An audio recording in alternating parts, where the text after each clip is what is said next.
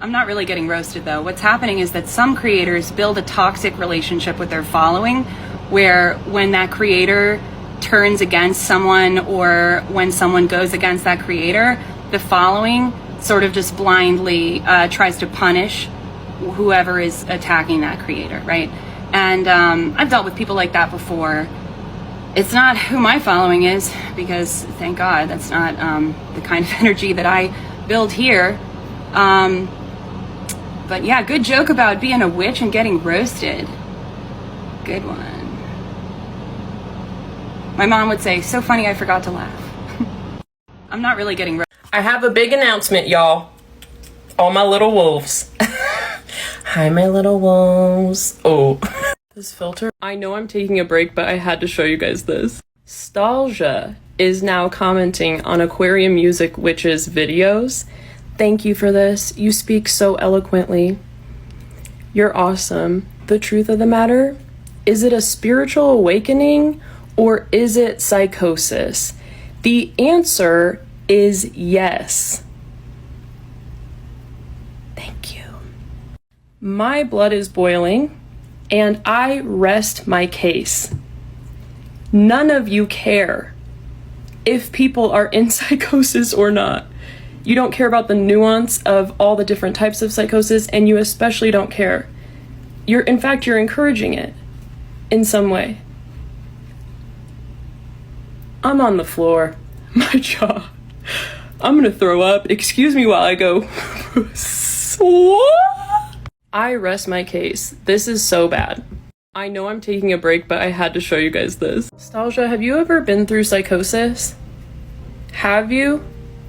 Because I have about 4 or 5 times, seriously, from believing the exact stuff that you teach people. She is now commenting on the other videos about me saying, thank you for this, whatever.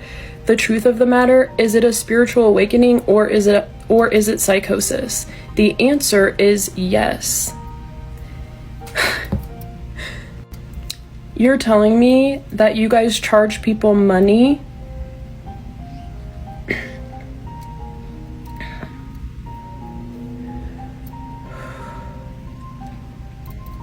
I'm literally like having flashbacks.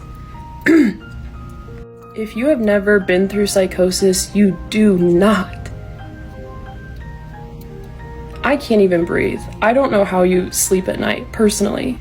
Stalgia. I want to give an addendum to my content from earlier today about ex-spirituality and neurodivergence and spirituality, because I pretty much stand by it, especially in a broader sense, in terms of what I was talking about more broadly with like how I see this rhetoric going among ex-spiritual people.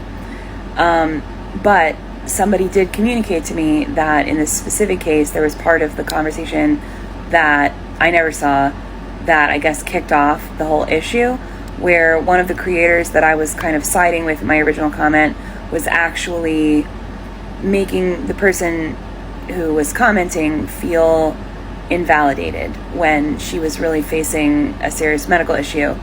And I know that that can happen in spiritual circles, and so my addendum is just to leave a little bit more space emotionally for that, because I think I do internally leave space for that and like understand, and always am trying to constantly remind myself to understand and to leave space for the fact that we all have such different experiences, that of course there's going to be people out there who do not find the language that I find healing because of their traumas and their experiences. And you know, it's widespread in the spiritual community. Now I call that the whitewashed part of spirituality, which, you know, decolonization and deconstruction helps us to move past. And what I talk about on my channel is separating that from what I think is truth. And everybody doesn't have to get there with me. You know, we don't have to be agreeing. I just, I get very passionate about defending my right to have space in that conversation as well.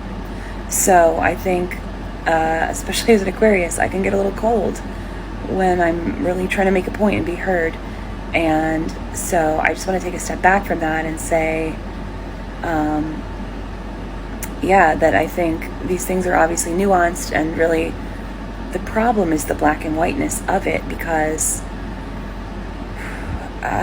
you know, of course there are things to unpack there, and also, of course, we're spiritual beings, right? That's really my through line, I think. That's really the point that I think is most important to me to make, that I demand space to be a spiritual being and for that to be valid. But I don't demand control over what anybody else is going through. Battle, not a way to hold me accountable, not a way to punish someone.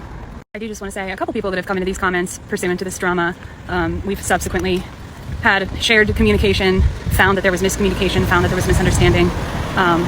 Some other people, who I guess must be children, because this is extremely irresponsible and immature, are coming in here and just doing this thing, which at this point is becoming exhausting because it's happening so much. It's such a pattern with this particular group, this particular following, of just erasing the shit out of me, of just not, of speaking over what I'm saying, of absolutely ignoring the positions that I've clearly held the entire time I've had this channel, and also just spreading misinformation.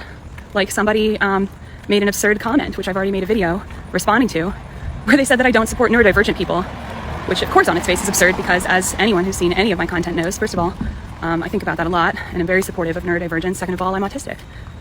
So unfortunately, instead of that being squashed when I said as much, people like you are still here a day later, just erasing me. You need to stop. It's abusive.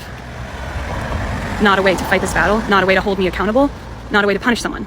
I'm just honestly replying a video because I can never fit what I want to say into a comment. It's always a struggle.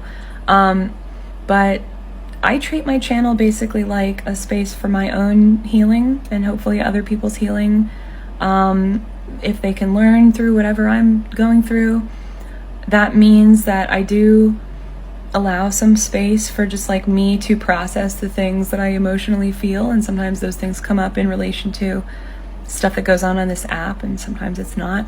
And sometimes I talk to trolls, or I interact with them, usually because I'm thinking that I have a response that can be used as an opportunity to teach, probably not them, but probably somebody else who might see it.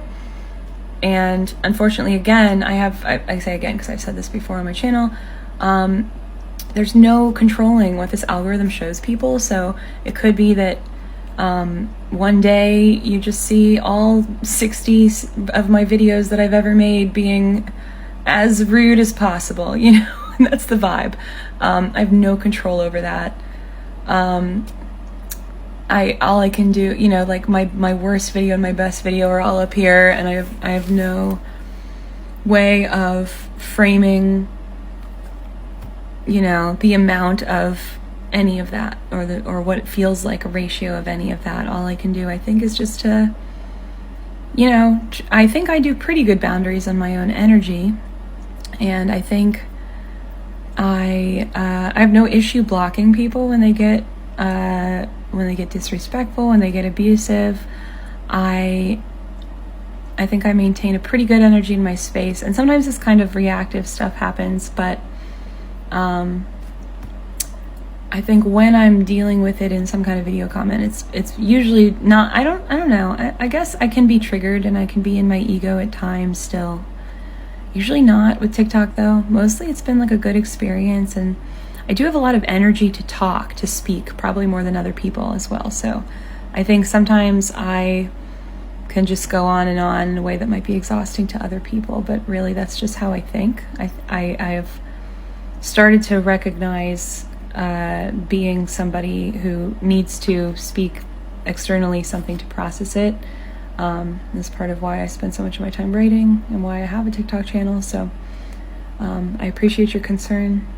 It is exhausting in general, I guess, to deal with trolls.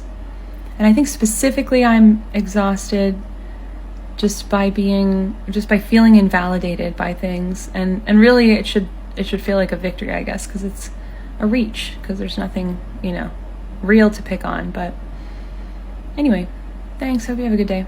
Kind of a cancel culture trope, right? Like people say they need you to take accountability And when you're looking at a situation where there's like, say, either a larger creator or somebody who's clearly done something, like let's take like Louis C.K., like some horrible situation. Obviously the person like deserved to lose some rungs on their power points, you know, like they were really rolling high and they were really being horrible, and the recourse is to speak out about it, and then holding people accountable is, you know, taking them down that peg. And that then extends to like every time this kind of blow up happens and people feel like because they perceive that you've done some sort of wrong thing according to like and I hate to be like SJWs because I'm literally a leftist, and like I understand and believe that there's, you know, there's a lot of social power and it's important to do these kinds of things sometimes.